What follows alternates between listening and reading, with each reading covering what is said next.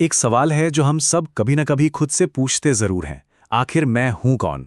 आज हम ओशो की नज़र से इसी गहरे सवाल की परतों को खोलने की कोशिश करेंगे। तो चलिए इस खोज पर साथ चलते हैं। तो सबसे पहला और सबसे बड़ा सवाल, क्या हमारी पहचान बस उतनी ही है जितनी हमें आईने में नजर आती है?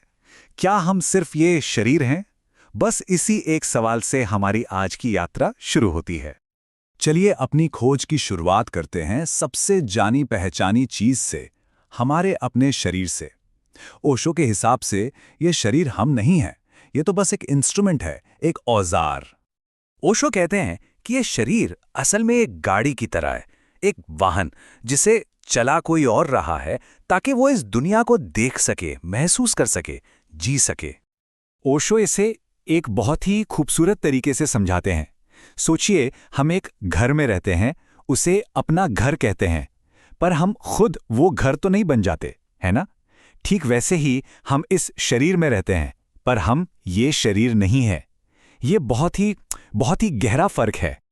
तो फिर ये शरीर है क्या असल में? ये फिजिकल है, इसे हम छू सकते हैं, महसूस कर सकते हैं। ये मिट्टी का बना है और एक दिन वापस मिट्टी में ही मिल जाना है।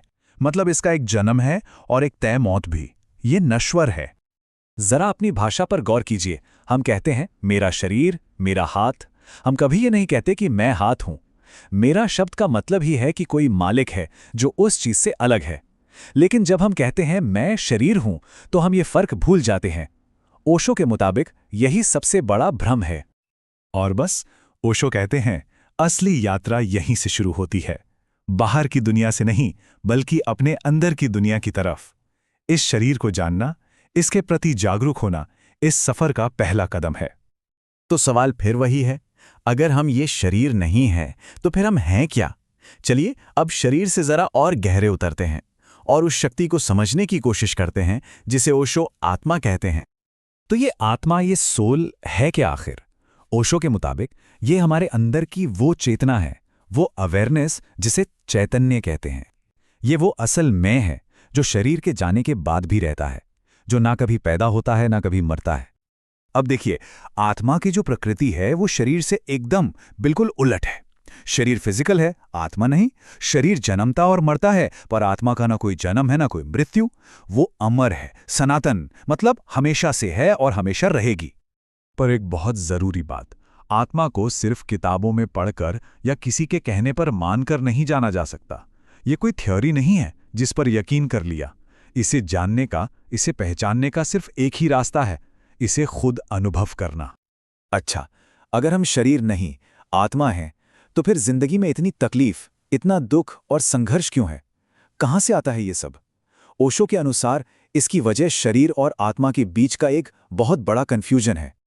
ओशो के हिसाब से इंसान के सारे दुखों की जड़ सिर्फ एक है, बस एक गलती, और वो गलती है खुद को शरीर मान लेना, अपनी असल पहचान यानी अपनी आत्मा को पूरी तरह से भुला देना। हम अपनी जिंदगी में, अपनी परेशानियों में, अपनी खुशियों में इतने खो जाते हैं कि ये याद ही नहीं रहता कि हम ये शरीर नहीं हैं, बल्कि इसके अंदर रहने वाली आत्मा हैं, और यही हमारी जिंदगी का सबसे बड़ा धोखा है।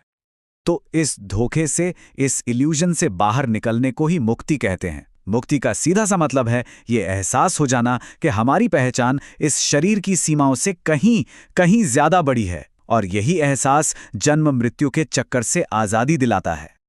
तो सवाल उठता है कि ये एहसास होगा कैसे? क्या इसका कोई रास्ता है? जी हां, और चलिए देखते हैं ओशो इसके लिए क्या मार्ग दिखाते हैं। और अच्छी बात यह है कि यह सफर शुरू करने के लिए कहीं दूर जाने की जरूरत नहीं है। इसकी शुरुआत ठीक वहीं से होती है जहां हम अभी हैं, अपने इसी शरीर और अपने इसी मन के साथ। बस यहीं से शुरू करना है। ओशो इसके लिए 3 सीढ़ियों की बात करते हैं।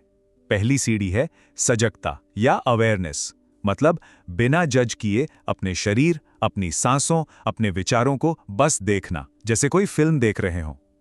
दूसरी सीढ़ी है ध्यान, मेडिटेशन, मन की इस भाग दौड़ को थोड़ा शांत करना, ताकि अंदर जो है वो सुनाई दे।